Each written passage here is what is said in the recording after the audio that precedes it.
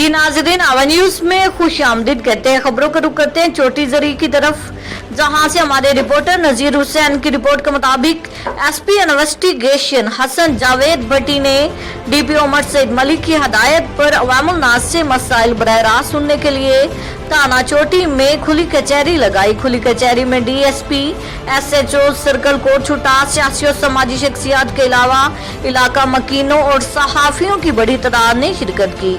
SP investigation Hasan Javed भट्टी ने अवामी शिकायत सुनी और मसाइल के हल के लिए मौका पर अहकामात सादर फरमाए।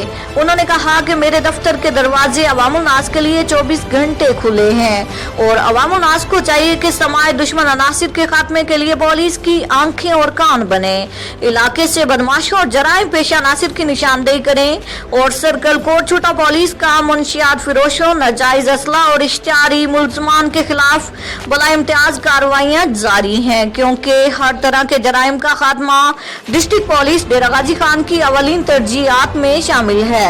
उन्होंने कहा कि यहाँ पर खुली कचहरी लगाने का मकसद पुलिस और अवाम के दरमियान फासले दूर करना और अवामी मसाइल उनकी दहलीज पर हल करना है।